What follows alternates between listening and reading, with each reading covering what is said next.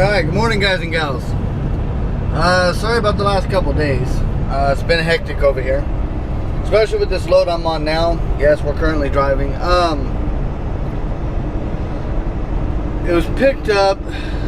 It was supposed to be picked up at 11 o'clock at night. Needless to say, I didn't get loaded until 6 a.m.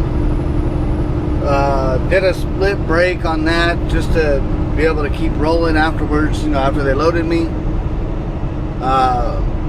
I woke up a couple different times at night asking me why I was sitting there on their property, and it was a mess. It was one of those situations that you just got to deal with as a truck driver.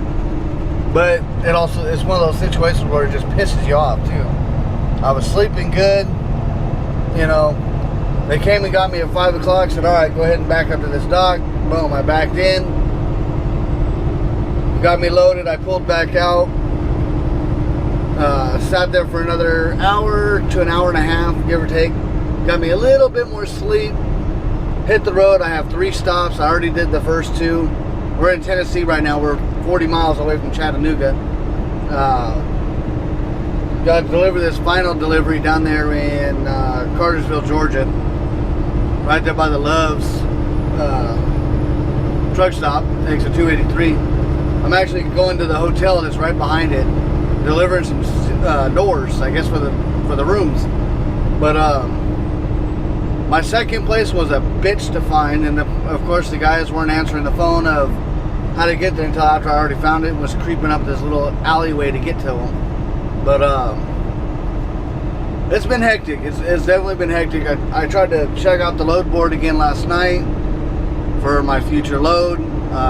Didn't really find anything that tickled me. You know, nothing was going. I mean, I found loads going where I would like to go. They just weren't paying too good. So for the ones that I could pull up actual, you know, numbers on. But so my DM called me. He's working on something to make me work through the weekend. So we're gonna see how that goes. Other than that, you know, it's a typical day. But I gotta get back on these vlogs. I'm gonna put my camera up on the dash, just like I had in my Peterbilt. That way, when I get out of the truck, boom, it's right there. It's in my face. Oh yeah, I gotta grab that and update you guys. So that's where we're at right now. You know, just outside of Chattanooga. Head down there, deliver, find out where we're going from there. Like I said, sorry about the last couple days. It's been kind of hectic. Now I'm rotating the camera in all kinds of ways because I rested it on my steering wheel. That's one thing I gotta get used to with this truck. There is absolutely no play in this damn steering wheel, and I'm used to there being some play in my steering wheel.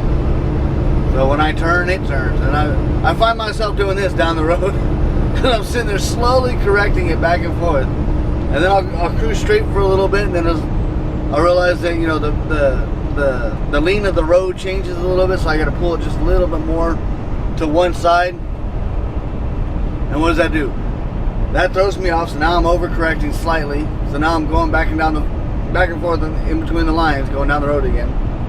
But got 2,500 miles on this truck now, so we put 2,200 miles on this truck.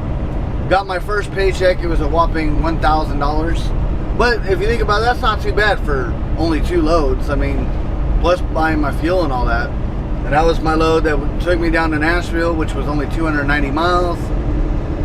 Sat at home for the weekend, and then rolled from the house to Ohio, which was another, I don't know, another 300 miles, something like that. No. That load was, shit, I can't remember. I think 400 or 500. It might have been 500 miles. So you figure 800 miles, and I still got paid $1,000 after my fuel. So I think that's a pretty positive week. Unlike some of those comments, oh, you'll never make it. You know, damn radio. Told you I keep forgetting about that damn thing. For all those going, oh, you're not gonna make it if you don't haul loads over $2 a mile. I just ran 800 and some odd miles and pocketed $1,000 after my fuel. That don't seem too bad to me. You know, I mean, $1,000, technically 2 days worth of work. I'll do that every day of the week, every day, and be plenty positive. So for my haters, you know, hey, keep hating. You know, I'm doing what I can do. Broker wise, yeah, I haven't messed with brokers in years, so yeah, I got to relearn it. Once I get, you know, once I relearn it, I'll be back up on that game too. But as far as loads paying under $2 a mile, if you watch your speed, you don't burn up a lot of fuel, you can make profit. I made plenty of profit at night, and I was making, you know, on average $1.34 a mile. Now granted, here I won't really be taking anything much less than $1.50, except for this load I'm on now. It was the highest paying load coming out of PA. It's paying me a whopping $1.27. Now that's after their cut and all that. So yeah, before their cut, it's like $1. I think I figured it out like $1.80, $1.90 a mile. And then after the 70, you know, after their 25%, whatever 25% more of $1.27 is, that's how much more it would have been for the mileage. But without having the numbers right here in front of me, you know, it's right there. But $2 a mile, yeah, that'd be great if you can get it on every single load. But we all know that's not going to happen on every single load. You're going to have your lower paying freight because you're you're not in that good of an area, or freight's just low over there. Now granted, flatbed's different than dry van, reefer's different than dry van. Figure I'm dry van. Freight don't pay as much as it used to. Or I don't know about that, but it's not as common. It's kind of slow right now. And it's on the cheaper side. But you know, it's just, you can make profit. I set myself up to where if the load's paying me at least $1.40 a mile, $1.30, $1.40 a mile, I can make profit. And I will make profit. Whether I have to slow down and only run 55, or, you know, maintain the maximum amount of fuel economy, no matter what, you can make profit. But, you know, like this load here, I'm running 67 miles an hour. Granted, I'm not making that much per mile, but I already called them and told them that I'll be there in 2 hours. Plus, I only got, you know, roughly 18,000 pounds left inside the box. So at 67 miles an hour, I'm still averaging 7.5 miles to the tank, according to my gauge. Actually, it shows 8 right now, but, you know, that's probably because I've been rolling downhill. I've been adjusting my speed. I haven't had the cruise control set. So I've been I let my foot do all the magic. You know, as I'm going uphill, I don't put my foot into it. Wherever my foot was currently at, it stays there. You know, unless I have to drop a gear. But other than that, guys, stick with us. We'll find out what we're doing next. Alright, we'll try this again.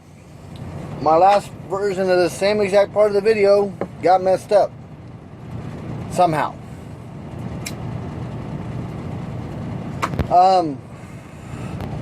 We're at our consignee / truck stop. Our consignee is just right next door, using the same parking lot as the hotel that we deliver to. We've been sitting here now for 7 hours, waiting on a load. Finally found a load. Had my turn at the load board, we'll say. Called quite a few brokers, and nothing was paying anything decent. So we said, screw it. On the long runs, going to like California, Arizona, New Mexico, Washington, all that kind of stuff, nothing was paying very much. Got a load. I'm still not too happy with it. I mean, it works for what I wanted to do. Told my DM, I was like, you know, hey, let's just do it this way. Let's find something going through the house for the weekend, delivering, you know, somewhere around there or whatever. We'll deal with it. Or delivering something going through that I can deliver on Monday that's not too far away from the house. Get a 34 in, do it that way. So he's like, all right. So I got a load. We're going to pick up here in a little bit over in Chattanooga, and then head up to Cincinnati, Ohio come Monday. While I was sitting here bored off my ass, I went ahead and signed up and got pre-pass. So So for any of you guys watching that is going to Eagle, Eagle does not provide you with Pre-Pass or Easy Pass or anything like that. And then obviously anybody that's watching this that owns your own truck. If you didn't know you can get Pre-Pass or you wondered on how, I will tell you how. I will put the phone number scrolling right here across the bottom. And then after the phone number scrolls through, I'm going to give you an account number. Pretty much what you do is you call that number. They'll tell them that you want to set up a thing for Pre-Pass. So they'll run your DOT number to see if you're eligible. Anybody with Eagle, you are eligible. You will bypass 95% of the scales. If you break your Easy Pass, it'll, or your Pre-Pass, it'll cost you $100. Monthly charge on that is $17.65. To me, that's worth it. Pretty much, so you call them up, you go through the authorization page or the process. They'll say, okay, yeah, you can get Pre-Pass. They'll get some more information from you, your VIN number, your license plate number, your account number, your IFTA number, stuff like that.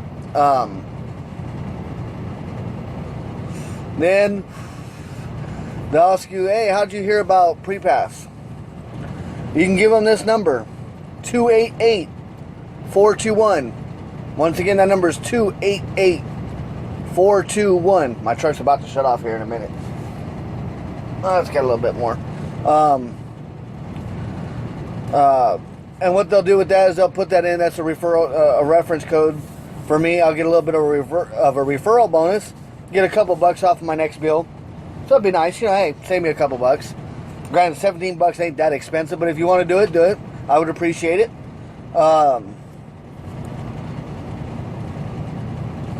What do you want, Nosy? I'm talking. He's over here begging now. See if we can see him. Is he begging? Look at him begging. He's got his reflector vest on though. But so yeah, give him that number. I'll also scroll my account number across the bottom here too. Give him that number. Save me a couple bucks if you want.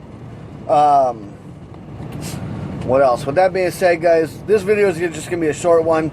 Because I'm gonna lay down. I'm gonna get about an hour or so of just rest, and then start heading to Chattanooga. And hopefully I don't fight too much traffic. But with that being said, be safe out there, guys. Get your Pre-Pass numbers, anything else. If you got questions, comments, concerns, anything like that, drop them down there in the box. Don't forget, you can also email me at truckerqa@gmail.com. I almost forgot my own damn email there. truckerqa@gmail.com. With that, let's see, like, share, and subscribe, of course.